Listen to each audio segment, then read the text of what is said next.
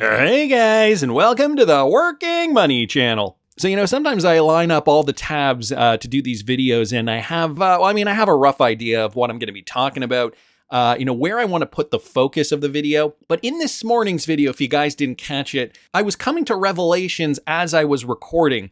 And I think, this video in some ways is going to piggyback on this morning's video. So if you didn't catch this morning's video, I do suggest you watch it and check it out. I'm going to link it up here in the top right-hand corner.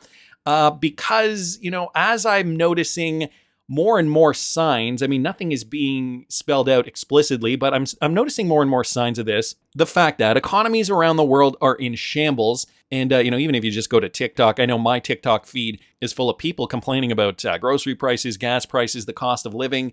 Maybe that's just, the kind of thing that I tend to gravitate towards because of, I have an interest in finance and economics, of course. What I did notice and talked about in this morning's video really does point to this fact that I think they're setting up this controlled demolition. And by them, I mean entities like the World Economic Forum in cahoots with the IMF, the BIS, so on and so forth. And if you guys didn't know, I do actually have a TikTok. You can follow me at WorkingMoneyCH over there on TikTok.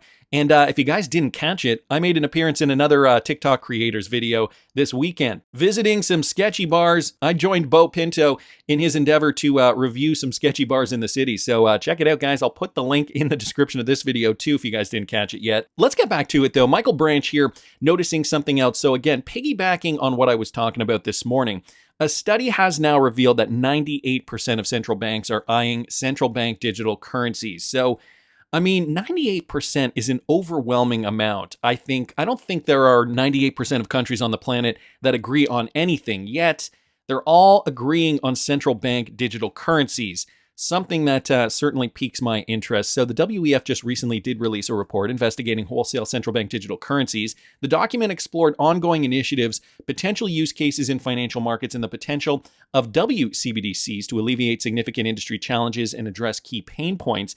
It was revealed that more than 98% of these central banks worldwide are conducting research, pilot programs, or implementation of CBDCs to enhance the functionality and to broaden access to central bank money. So notice this, guys, CEMB is ideal for systemically important transactions despite the emergence of alternative payment instruments, the report states. Wholesale central bank digital currencies is a form of CEBM that could unlock new economic models and integration points that are not possible today. So these are wholesale central bank digital currencies. The report also states that CEBM is a particularly suitable choice for interbank payments and security transactions due to several key characteristics. Firstly, they eliminate credit and liquidity risks, aligning with the recommendations for the principles for financial market infrastructures for critical transactions. This reduces the possibility of financial instability stemming from these areas. So I have a feeling they realize that the crap has hit the fan, or rather that they, created the situation, with the beer flu as just one of those pain points that created this, series of nonsense that we are now faced with financially, socially, politically. And now, guys, they're looking to come in, swoop in with that solution for us. We're going to usher in central bank digital currencies. And again, just 98% of countries around the world, do they agree on anything? Things that make you go, for sure. It also doesn't sit right with me that it was put on by the World Economic Forum. Nevertheless, wanted to thank Michael for posting that. Now, Andreas here also noticing something that has to do with this. Another interesting observation. China is stockpiling everything from copper to oil to nickel to iron ore. That's what you do ahead of currency devaluation. So just look at what they're doing here, guys. China. They're preparing for something major, as this article states. That seems increasingly obvious judging by the stockpiling of important resources. Could it be that they are preparing for a major off-valuation of the CNY? So countries only do this when they want to hedge their bets against their own fiat currency. China reported a strong 5.2% year-on-year Q1 despite troubles on the ground. Local financial institutions are hoarding bonds because of weak credit demand growth picture, and the Chinese authorities seem to be stockpiling like crazy. We have seen plenty of tinfoil theory speculating on reasons for this, but maybe China's just preparing for a major one-off devaluation of the CNY. And then he posts a chart here, guys, with regards to that. This doesn't let me go to the full article unless I do log in, but I just wanted to kind of bring this up as a point to be mindful of. Okay, Chinese copper stock levels data since 2007. And then look at 2024, okay? That is the black line up here. Look at how much they have accumulated over such a short period of time. So again, precious metals, probably also not a bad thing to be diversifying into.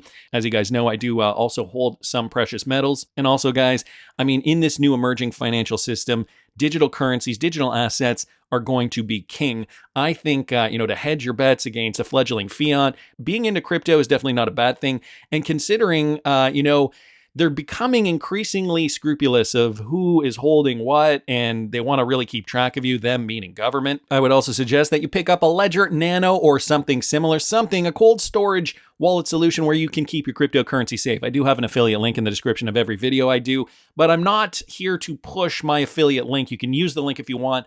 I always tell people you don't have to use it. The point I'm trying to make though, guys, is that they want to keep tabs on us. They want to make sure they track every single transaction we do. And so if you keep your crypto on a cold wallet storage solution or something similar, this is private custody. They do not have access to this. So just be mindful, guys, be prepared because this bull run is just getting started. I also happen to see this from Chad Steingraber here on Twitter. Keep in mind the demand for BTC ETFs are only going to increase as Hong Kong is about to launch trading too. So we recently just got news that Hong Kong is going to launch their BTC ETFs. So, the demand that we saw leading up to, the halving, I want to say, and let's call it here. I'm going to put this on the 4-hour real quickly. And I just kind of wanted to show you guys here what I mean. So, generally, the year after the bear market, obviously, we do see prices go up a little bit. We did have that ETF news coming in, all throughout this year. And then, boom, ETFs were launched right in here. And then we saw the market plummet. Since then, though, we did find a localized bottom and the market continued moving upward. Now, because of the demand for ETFs, we did see a new all-time high happen before the halving. Then the halving occurred. And so now the question is, how high do we go from here? Some are saying that we're going to go even higher. And just compounding on top of that, guys, we are seeing more countries now launching or about to be, ready to be launching ETFs for trading. So the supply per day from miners, says Chad, has been cut in half, only 450 per day. That inflow will then eventually rotate down into altcoins. So because we're seeing this, guys, we're going to see the altcoin market really start to pump as well. Let me just get rid of some of that. As you guys can see right here, the altcoin market is at about 1.057 trillion. That is about half, just under half of what the market is worth. Bitcoin making up the other just over half. But we will see a giant rotation. And especially if we do see Ethereum ETFs, I think some of that will be diversified into Ethereum, but other altcoins as well. On top of which, XRP Captain just bringing this to our attention too, Hong Kong will integrate ISO 20022 on April the 22nd. So that is happening today. Hong Kong Interbank Clearing Limited has announced to implement the adoption of ISO 20022 for real-time gross settlement in Hong Kong on April the 22nd, 2024, guys, happening today. The existing money settlement of HKSCC in Hong Kong systems will be enhanced by the HKSCC to join the market-wide simulation test arranged by ICL to ensure a smooth transition. So they are now scheduled to implement this too. Here is the timeline from Swift messages, moving on to from MT to MX migration, RTSG, and Swift's CBPR+. Okay, happening today. If you guys are watching this video on the day that I'm dropping it, April 22nd, 2024. So not that it's going to be a huge sum of a huge amount of volume, but guys, it's all part and parcel of what we are to expect next. So wanted to thank XRP Captain there for pointing that out. Again, guys, I urge you to watch this morning's video because this controlled demolition, I thought we were going to see this much sooner, but I feel like we're on the precipice of this. All coming to on an election year, I think the biggest election year for countries around the world. Request to Pay also pointed this out. Next step for Request to Pay, BNP Paribas has successfully launched its inbound Request to Pay solution in Hungary, and BNP Paribas, for those of you guys who do not know, is a Ripple partner. Check this out. With the aim to provide Hungarian customers and businesses access to an instant and efficient digital payment application option, BNP Paribas upgraded its systems to meet the requirements for the local Hungarian system. A separate overlay system, in addition to the payment system, needed to be implemented to allow customers to approve or reject payment request messages. So payment requests are aimed at merchants, banks, acquirers, and billers pillars. That's become an increasingly popular value-added service for real-time payments that enhances the end-to-end customer experience. So here we go. A payee can send an RTP or a real-time payment to the payer, a bank or customer. The payer receives an RTP usually in the banking app. The payer can respond to the RTP by initiating an instant payment. And all this, guys, happens within 5 seconds. Payers who choose not to use this service must inform the bank. Requests sent to non-participating bank accounts will automatically be rejected. So they are making this almost, I guess, the standard at some point. Of course, using a company like BNP Paribas, which is already Ripple enabled, totally makes sense if they want to, really kind of want to push forth this, concept of real-time payments to their clients. And as of the beginning of this month, all local Hungarian banks have been required to offer account holders the option of using this request to pay solution. So it is mandatory, or was mandatory as of the beginning of April 2024. So I thought that was some interesting news. Wanted to thank Request to Pay just for posting that. And guys, recently, over the last week, we've been getting news that, Ripple is now introducing a stablecoin, okay? So this is 2024. Now we're getting this news that Ripple's releasing a stablecoin. And, some are wondering, when is this going to come out? Well, apparently it's been in the works for a while. And Ripple wasn't letting us in on this. Mr. Man posting this, Brian Kerr of Kava did discuss a stablecoin design for Ripple back in 2022. If you actually look at this, the air date here actually says May 11th, 2021. So I think it's actually even before that. The design was to collateralize the stablecoin with XRP. Listen to this. We saw the success of MakerDAO giving ETH speculators a way to get margin in a decentralized fashion with loans and DAI. And it was actually through one of our other investors, Ripple. They asked us to put together a proposal. So we were more like a software and development shop at that time. They asked us to put together a proposal for effectively like a MakerDAO system, but using XRP as collateral. And we went to the whiteboard and we drew up a design, and it was effectively a side chain that was able to take assets on XRP, move it over, move it to the side chain, and then use it as collateral where we could issue our own stable coins. And really the goal for Ripple's perspective was they wanted to have a stable coin that they could give to their remittance businesses, money service businesses that were using their XRapid products and others. But once we designed that, we realized, well, actually, we could just design this for all the other assets. We can make a generalized lending platform.